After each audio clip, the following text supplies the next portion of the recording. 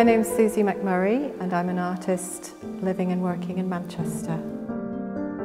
I was asked to respond to the collection of gold ground paintings, I think as a result of some work I did with the Madsen collection last year, where I wrapped some objects in gold wire and gold leaves and paintings. And I think that was flagged up as something that might be an interesting response to this work here.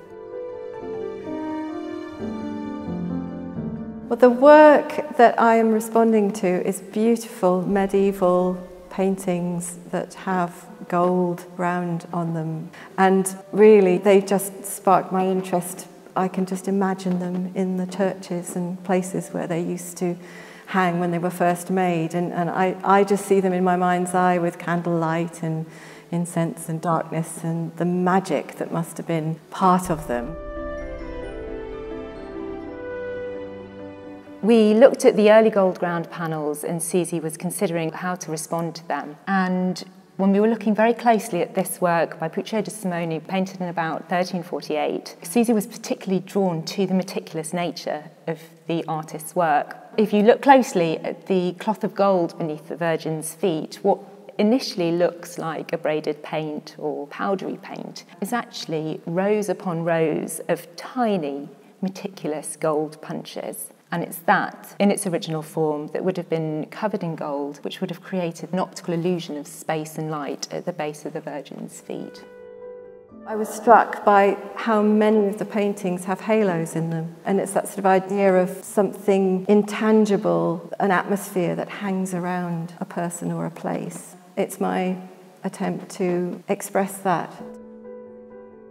I've gone and used gold-plated wire, which is a valuable material, and attempted to make something that is sort of almost not there. It's solid and glittery and hopefully intriguing, but yet it's also very fragile, and hopefully when it's finished it will look as though it's floating off the wall rather than being something solid.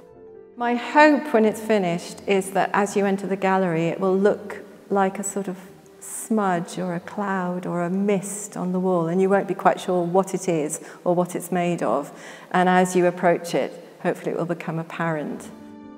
People always ask me how many of something is in my work because my work is so repetitive, and it's quite nice this time because I know how much weight there is, but I do not know how many pieces. A lot, and the number's not really important, but there's about 11 kilos of gold-plated wire.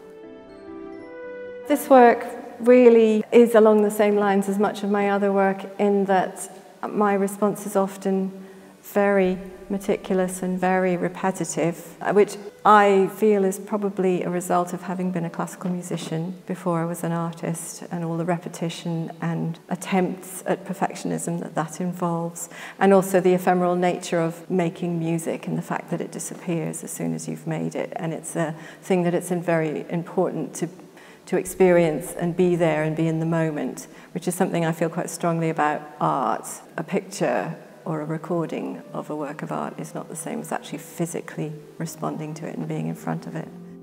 This work is another way of exploring that. It's like an itch that I have to keep scratching because I have to figure it out. I never do.